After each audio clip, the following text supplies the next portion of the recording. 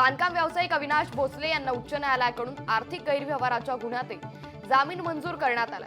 ईडीनं नोंदवलेल्या गुन्ह्यात भोसले दोषी असल्याचं पुराव्यातून दिसून येत नाही, असं निरीक्षण न्यायालयानं नोंदवलंय। विधानसभा निवडणुकीसाठी मुंबई महानगरपालिकेच्या शाळांतील तब्बल 2000 शिक्षक पाठवण्यात येणार आहे। यामुळे आता शिक्षकांमध्ये नाराजी असून विद्यार्थ्यांचं शैक्षणिक नुकसान होण्याची भीती व्यक्त केली जाते। पिंपरी महापालिका हद्दीतील कचरा वेचकांच्या मुलांना शिक्षणासाठी अर्थसहाय्य देण्याचा निर्णय पालिकेनं घेतलाय।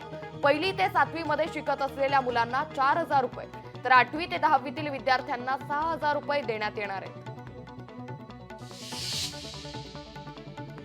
सांगली महापालिका शाळेतील विद्यार्थ्यांचं अध्ययन स्तर उंचावण्यासाठी कृती आराखडा तयार करण्यात आलाय। यामध्ये 202 शिक्षकांना सहभागी करून घेण्यात आलं असून महापालिकेच्या 51 शाळांमध्ये 90 दिवसांचा कार्यक्रम हाती घेण्यात आलाय।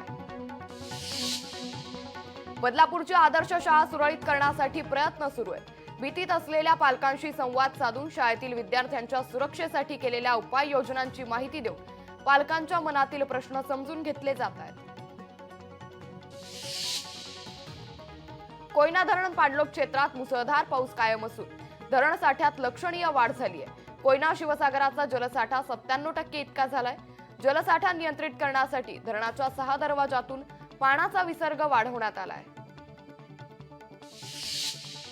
बडोदा ते स्टॅच्यू ऑफ युनिटीला जोडणारा रस्ता खचलाय। पुराच्या पाण्यामुळे रस्ता खचल्याची माहिती आहे। खचलेल्या रस्त्यावर स्वागत आहे अशी खोचक टीका करत काँग्रेसने रस्त्याचा व्हिडिओ पोस्ट केलाय।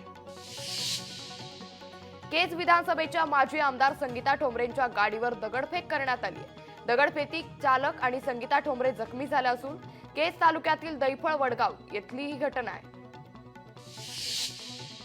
दिल्लीमध्ये मुसळधार पावसानं हजेरी लावली आहे। पावसामुळे अनेक भागात पाणी साचलं असून त्यामुळे वाहन चालकांचे हाल होत आहेत। रस्त्यावर पाणी साचल्यानं नागरिकांचे हाल होत आहेत।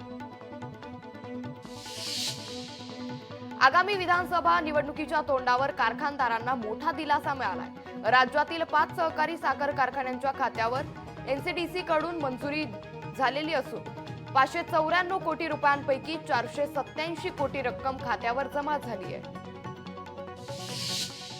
राज्य सरकारमधील वाचाळवीर ते छत्रपतींच्या पुतळ्याबद्दल बोलतायत त्यांचा सुप्रिया सुळेंनी जाहीर निषेध केलाय।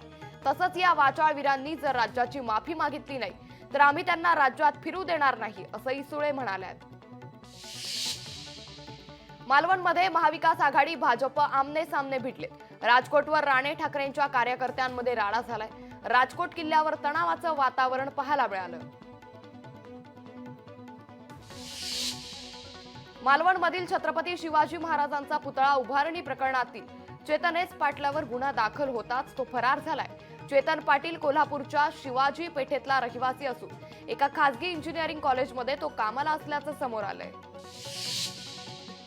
वाशिममध्ये 2 दिवसांच्या विश्रांतीनंतर जोरदार पावसाला सुरुवात झाली आहे। पावसामुळे सखल भागात पाणी साचलं असून शेतात पाणी साचल्यानं पिकांचं नुकसान होण्याची शक्यता वर्तवली जाते। जपानला शानशान चक्रीवादळाचा तडाखा बसण्याची शक्यता आहे। 250 किलोमीटर प्रति तास वेगानं हे चक्रीवादळ पुढे सरकतंय। त्यामुळे हवामान खात्यानं आता अलर्ट जारी केलाय। कागोशिमा आणि मियाझाकी या प्रांतांना सतर्कतेचा इशारा देण्यात आलाय। मराठवाड्याची तहान भागवणाऱ्या जायकवाडी धरणाचा पाणीसाठा हा 67% पोहोचलाय। सध्या जायकवाडी धरणातून 60,000हून अधिक क्युसेक वेगानं पाण्याची आवक सुरू आहे। मालवणमधील पुतळा दुर्घटनेच्या निषेधार्थ राष्ट्रवादी पक्षाकडून राज्यव्यापी मूक आंदोलन करण्यात येणार आहे। पुतळा दुर्घटनेतील दोषींवर कारवाई करण्याच्या मागणीसाठी हे आंदोलन करण्यात येईल। पुण्यातील एसएसपीएमएस येथील छत्रपती शिवाजी महाराजांच्या पुतळ्यासमोरही आंदोलन केलं जाईल। रखडलेल्या विद्याविहार पुलाचं काम आता आणखी रखडणार आहे। पुलाचं रेल्वे हद्दीतील काम पूर्ण झालं असलं तरी पुलासाठीचा पोहोच मार्ग तयार करण्यात अनेक अडथळे आले असून पुलासाठी आता फेब्रुवारी 2026 ची मुदत देण्यात आली आहे। सर्वोच्च न्यायालयानं पुण्यातील पाषाण येथील जमीन अधिग्रहण प्रकरणावरून पुन्हा एकदा महाराष्ट्र सरकारची कान उघडणी केली आहे। लवकरात लवकर भरपाईचा योग्य मसुदा घेऊन या असं म्हणत पुण्यातील भूमी अधिग्रहण प्रकरणाच्या खटल्यात सर्वोच्च न्यायालयानं महाराष्ट्र सरकारला खडे बोल सुनावले। सोशल मीडियावर प्रसारित होणाऱ्या कंटेंटवर नियंत्रण आणण्यासाठी उत्तर प्रदेश सरकारनं नवे सोशल मीडिया धोरण आणलंय. नव्या धोरणानुसार राष्ट्रविरोधी पोस्ट लिहिणाऱ्या सोशल मीडियावरील युजर्सवर कडक कारवाई करण्यात येईल.